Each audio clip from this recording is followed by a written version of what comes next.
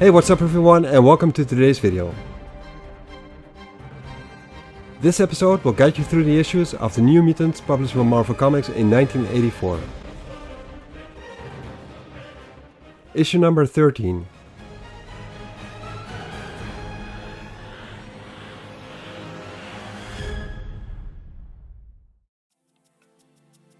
The New Mutants have brought along a new member.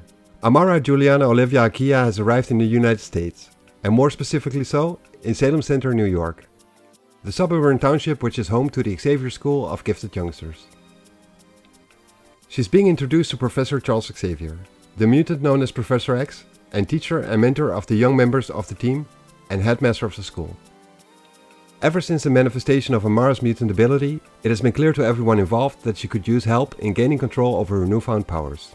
And there is no one better to help her with this than this man, Charles Xavier.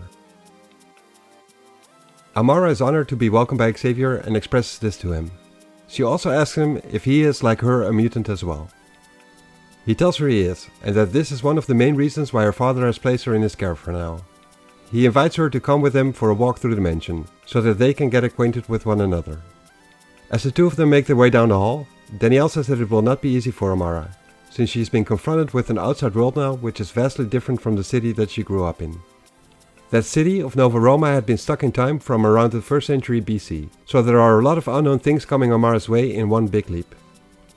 Sam says that they will be there for her, and if she needs any help, they will give it to her, as friends should.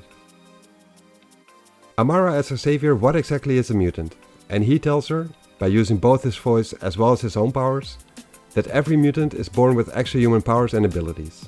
Where Amara's powers involve the manipulation of tectonic forces, his is telepathy. She hears Xavier's voice in her mind, and this is a new sensation for her. Xavier explains that he can project his thoughts to others, as well as receive theirs from them as he brings her to a new room. Xavier made sure that her new room resembles her old one in Nova Roma as much as he could. He used images from her mind to replicate the items and decoration in the room, as good as he possibly could, all to make her transition to her new life as easy as possible for her, to make her feel more comfortable and more at home in this new land. She asks him if her thoughts will no longer be secret or sacred, and Xavier tells her that his scruples won't allow him to snoop around and he values others' privacy. Her mind is her own, and he will not pry. There are aspects in Xavier which remind Amara of her father, stern and proper, yet fair and just. She feels as if he would never lie to her or harm her. She cannot believe how much this room looks and feels like her own back home. She feels as if when she would call out to her mate Dion, she would come out and bring her cake and wine, but she realizes her old room is half a world away, and she had a view of the mountains instead of the trees surrounding this mansion. Her father's villa didn't have switches, which would make magic lamps turn night into day either. There was no such thing as electricity, as Danielle had called it. She realizes she has a lot to learn about this new world. She figures her ignorance of things, which her friends would take for granted, must make her look like a savage compared to them. Her room then starts to tremble and the whole house itself is shaking. She realizes her emotions are triggering her mutant powers, and she tries to get a grip on her fears and to not let it overcome her.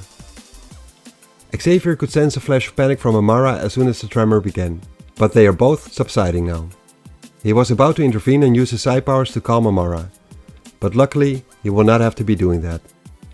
He decides to maintain a constant, light rapport with her until they've established the parameters of her powers. She has gained some measure of control over it, but this way he will be able to monitor her emotional state and prevent accidental tectonic catastrophes.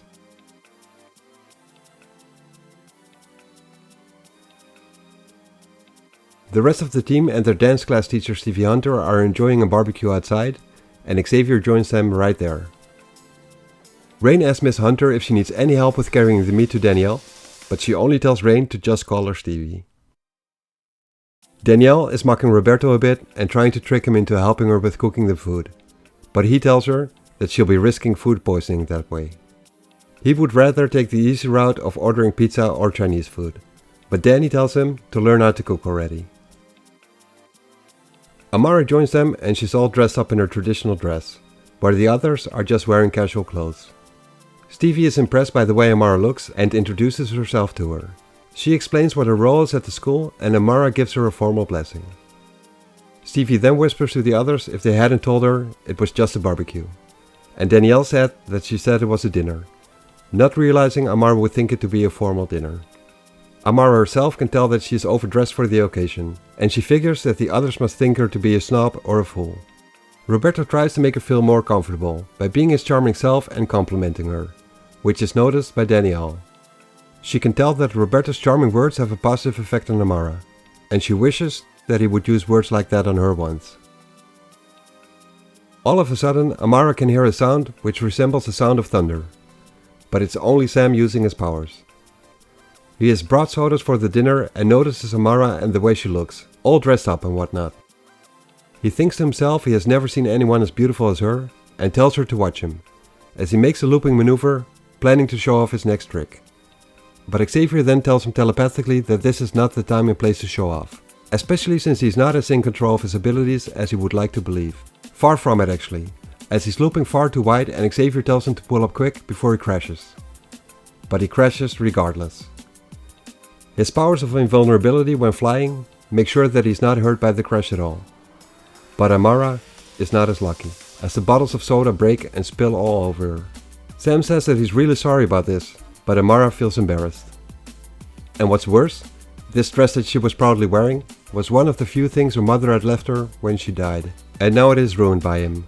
She shouts to Sam how he ruined it, panics and wants to run away. Danielle tries to calm her by telling her there are probably ways to clean it and make it as good as new. She tells her Sam didn't do it on purpose, he is just a klutz. It was an accident. But Amara has become too emotional to calm down.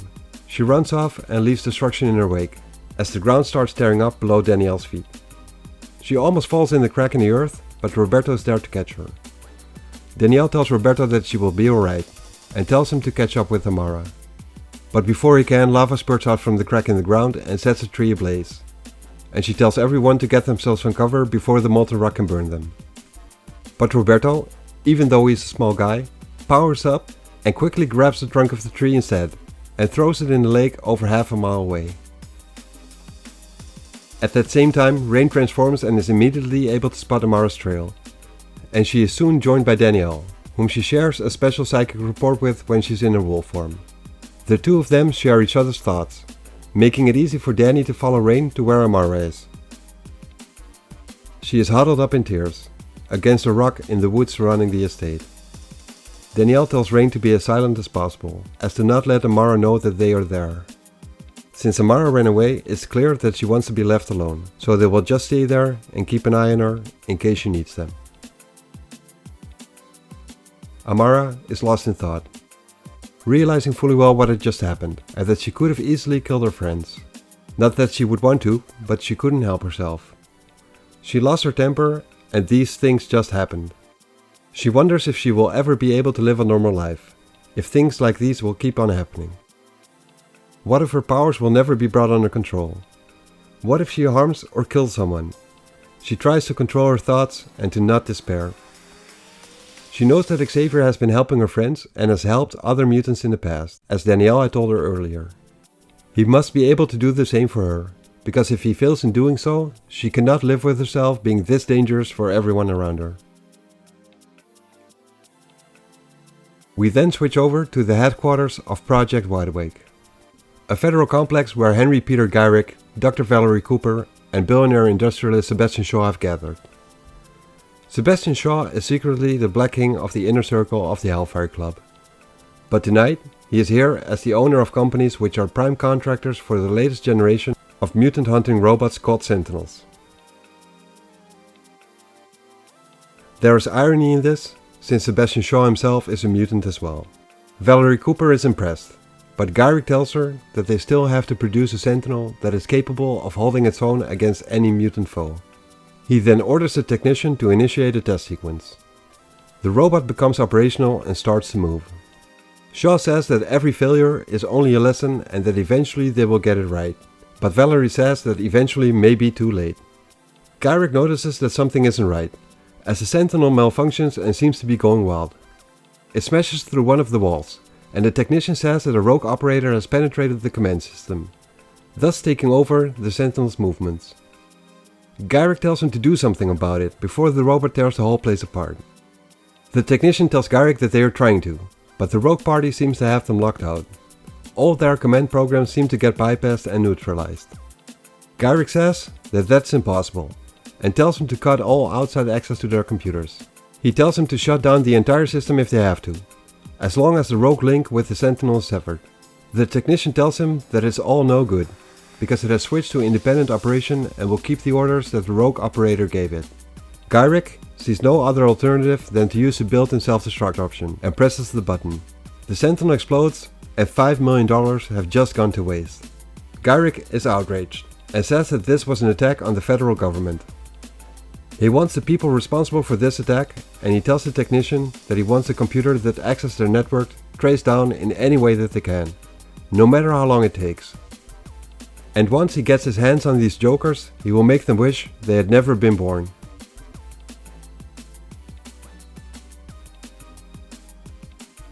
Far removed from Project Wide Awake, Kitty Pryde and Doc Ramsey are evaluating tonight's results of their computer endeavors. Doc doesn't know what systems they accessed, but he can tell that it went offline with a bang. He figures that the operators of the system will be real mad when they find out.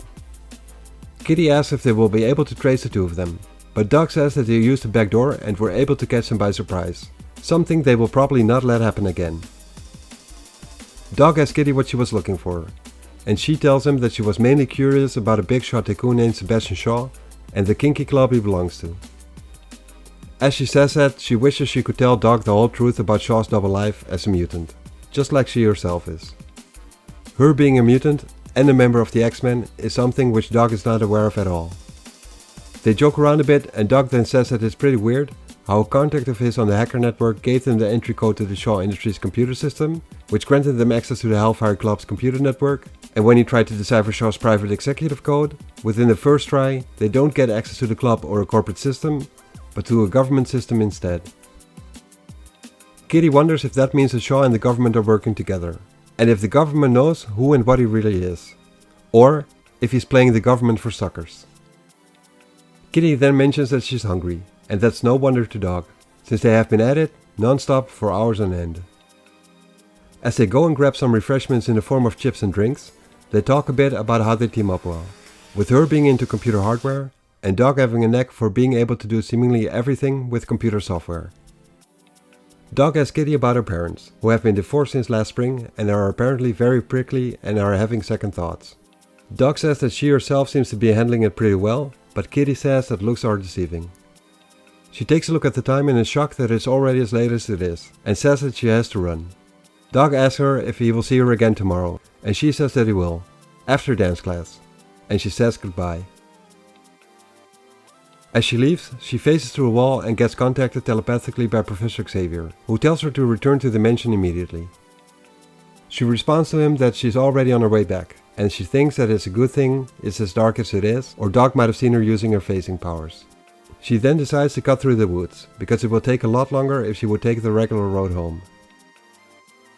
As she eventually makes her way through the woods on the Xavier estate, she thinks to herself that she should probably not involve Doc in X-Men related business. But she needs them, since she is nowhere near as skilled in computer languages as Doc is. Suddenly she can hear someone crying, and sees that it's the new girl from Brazil. She can tell that she's really upset. She approaches Amara and says hi and introduces herself as one of the other students, and asks her if she's doing alright. Amara looks away and says that she doesn't need any assistance, yet thanks her. She says that she would prefer to be by herself. Kitty can tell that she's about her own age and that she sounds very lonely. She then thinks back to how homesick she herself felt the first couple of months when she had just started living here. She figures it's probably worse for Amara being in a whole different country. She asks Amara again if she's sure there's nothing she can help her with, but this gets Amara angry. She starts manifesting her powers and asks Kitty if she's deaf and didn't hear what she said, and she shouts that she just wants to be left alone. Kitty says she's sorry and there's no need to get all riled up. Kitty then walks away and thinks to herself how stuff like this always happens whenever she tries to mingle with kids her own age. Apart from the X-Men, she just doesn't seem to fit anywhere. Except with Doc, that is. They seem to be mixing up very well.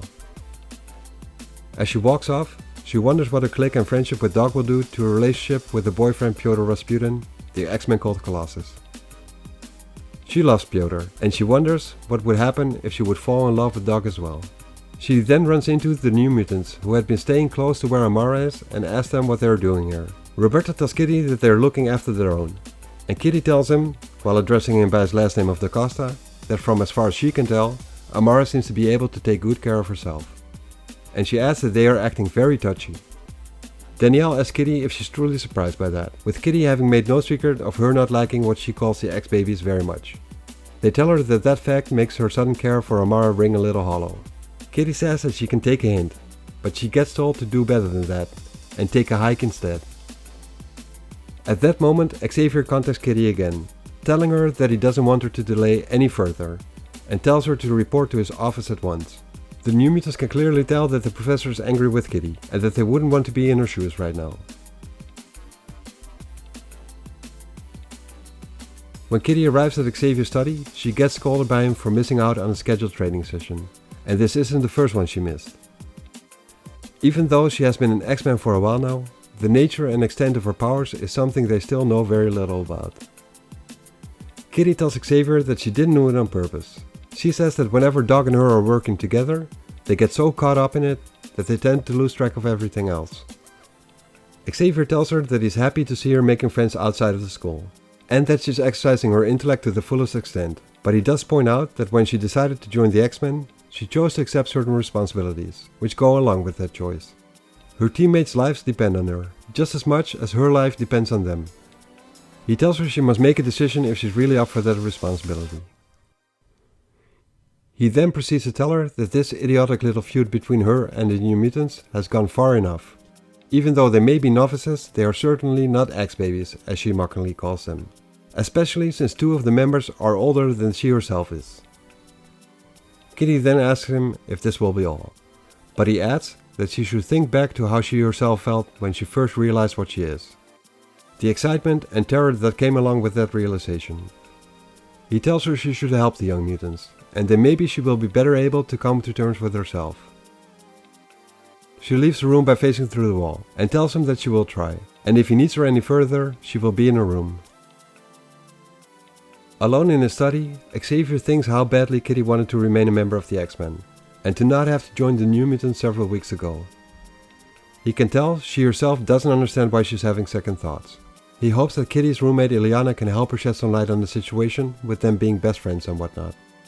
As he mentally checks up on Amara and thinks that the members of the New Mutants should bring her back to bed, once she has fallen asleep, he is reminded of the fact that he must schedule a medical examination for Roberto and Rain. The two of them had been caught and got injected by mobsters with some kind of mutating drug, and he needs to make sure that there are no long-term after effects of this drug. He wonders if he should contact Cloak and Dagger, two superheroes who had gained the powers when they had been given a drug where this drug had been based on, in an attempt to replicate it. They might be able to tell Xavier more about this drug and its possible after effects. Then again he thinks maybe you should just do the medical examination and leave it at that, since the two of them had rejected Cannonball's offer to come and join the school. He then thinks of his lover Lilandra, and how he could use her advice right now, or just her presence as a whole. Suddenly, Xavier gets hit with a psychic scanning wave, which has been bothering him the past couple of days once again. Even though it doesn't last long, it hurts him a lot, and it seems to come out of nowhere and then disappear just as fast again. The contact is getting more and more intense and painful every single time. Yet he is no closer in finding out what its origin and purpose is. He thinks he should devote his full attention and energy to solving this possible threat, but if he does, who will be here to look after the kids? He decides he will stick to his obligations to the kids for the time being, until he has determined for certain that this actually represents a threat.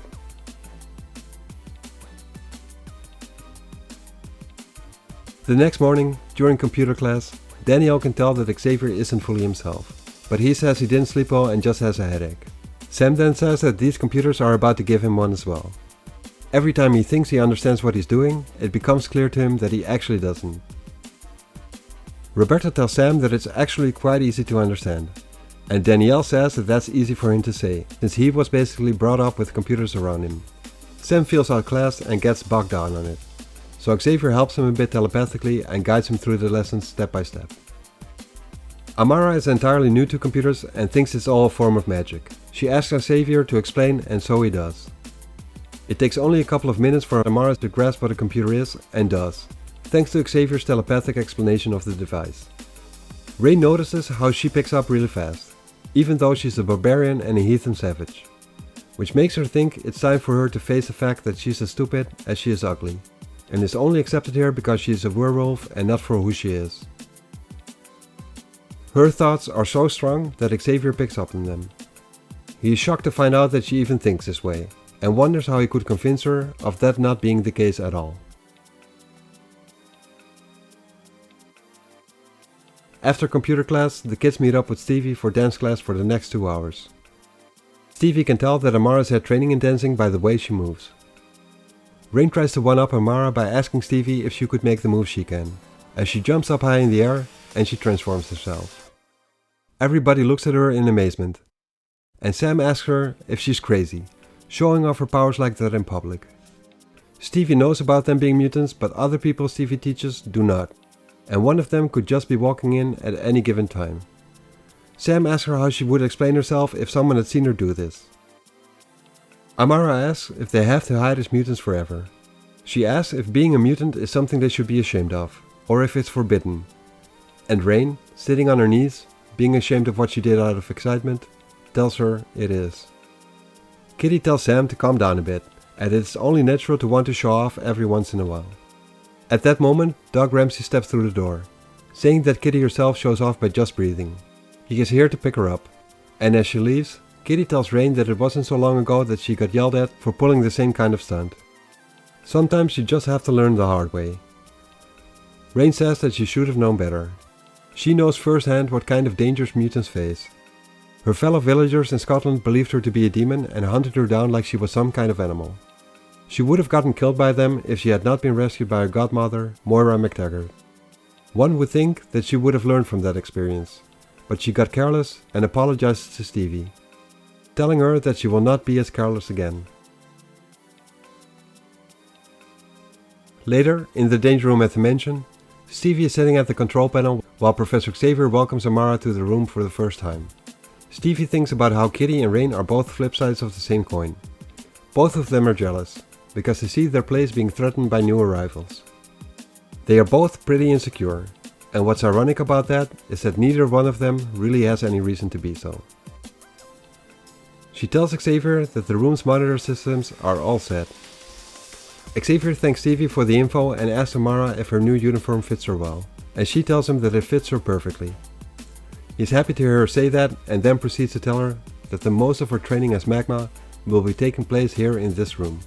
He tells her that her codename Magma will be used to protect her real identity as well as the school's true function, if she were to ever need to use her powers in public. He tells her to burn through a block of steel, sort of as a basic demonstration of her power. Amara tells him that she's not sure if she can, fearful of losing control again, but Xavier says that he will be monitoring the situation telepathically. She now becomes skeptical of what Xavier had told her before, about being inside her head, and that he would never do that. Xavier then tells her that it will be for her own protection. He tells her that he cannot teach her until he knows exactly what she can do, and what the processes inside her look like, whenever she uses her powers. Amara doesn't like this one bit. She thought he would never be in her mind, and asks him if that's truly the worth of his word. She tells him that she will not be lied to. She is not some kind of slave to be paraded around and to perform on command. She says that she was a free-born citizen of Nova Roma, and demands to be treated as such, as she runs out of the danger room. Xavier tries to stop her by calling her, but it's no use. A little while after that, Amara is lying on her bed, still crying. She thinks about the way she was ignoring Xavier's attempt in trying to get her to return. She did not respond to his voice in her ears, nor to his voice in her head. She's aware that he could probably have forced her to return, and acknowledges that him not doing so counts for something. She decides to go for a stroll in the mansion, to let her thoughts run through her mind a little bit. She knows Xavier is not an evil man, far from it actually, and that he has treated her with courtesy and kindness. She wonders why she's not doing the same to him. She asks herself what makes her so afraid. She figures that it's partially because of his powers. They make him hardly seem human for some reason, but it's also partially because of herself. She's aware of how powerful she really is, but that is not all. She's also afraid of what he might see in the secret chambers of her heart and soul. either by accident or by purpose. It doesn't matter. She thinks back to when Rain had poured her heart out, when she felt the need to express herself, thinking that Amara wouldn't understand what she said. But she did. Rain told her things that she would never dare tell anyone else. And Amara thinks that Rain has never forgiven her for being able to understand what she was telling her. She feels so vulnerable and alien. She likes the other team members, but she feels like she just doesn't fit in with them, just like they would not feel at home in Nova Roma. She feels sorry for disappointing her father and she tried her best, but she just doesn't feel like she belongs here. She then notices a bright light coming from Xavier's study as she walks down the stairs. She is surprised that he is still up this late, and wonders if it's because of her. But she soon realizes that his life does not just revolve around her. She takes a peek inside and finds Xavier talking to Lilandra, through a long-distance holographic projection. The connection is weakening and this will probably be their last communication, until she returns from a mission of getting her empire back. If she will ever return. The distance and them not being physically together makes it hard on Lilandra to express what she feels for Xavier in only words. A caress and a kiss would have been a lot more suitable. Xavier is now reminded of when he left his one-time lover Moira McTaggart to enlist in the army to join the war in Korea. He now feels he knows how she must have felt all those years ago. And everything had changed when he had returned. The love they shared no longer existed and they both know the same might happen to them. But Lilandra will have to return first for them to find out. She promises that she will, and Xavier quotes her words when they said their goodbyes face to face. He tells her that he will be waiting for her. Amara now feels bad for having been spying on this very personal conversation, and as she plans on slipping away before he notices it, he tells her what's done is done. He had already noticed her. Hiding or running away changes nothing, he tells her. It doesn't make it any better. He then asks her if a chat between them isn't long overdue, and Amara asks him who that woman was. Xavier tells her name and who she is. She then asks Xavier why she had left him, so he explains to her what Lilandra's mission is and tells Amara that he misses her. When she asks him why he didn't join her, Xavier tells her that just as Lilandra does, he has his own responsibilities. Responsibilities that transcend personal desires. He tells Amara that each day more and more young people like her come into the world, and that someone has to help them and teach them how to properly and safely manage their natural gifts. Because if no one does, they might bring incalculable harm to themselves and to others. Just like Amara had almost destroyed Roberta's city, Rio de Janeiro in Brazil. Xavier asks her if that's a fear she would want to live with for the rest of her life. She tells him that what she wants is to be home with her father and her own people. But she knows that her being here is comparable in a way with Xavier and Lilandra. It's her duty. Responsibilities and obligations. The hallmarks of growing up and becoming an adult. It'll be hard, but it's a reality they must all face, Xavier tells her. Amara asks if Xavier has ever failed with one of his students, and Xavier tells her, oh yes, he has. But that will never stop him from trying. Amara tells Xavier that he's very much like her father in that way, and she tells him she came downstairs to tell Xavier that she would be wanting to return to Nova Roma. But now, she thinks that she will stay instead. She will do her best to learn, and she would be honored for Xavier to teach her, and she will do her best to be worthy of his trust. Thanks for watching this video and I hope you enjoyed it. You can help growing this channel by hitting the like button and by subscribing. This tells YouTube that the videos I'm making should be recommended to others and would be very much appreciated. See you next episode.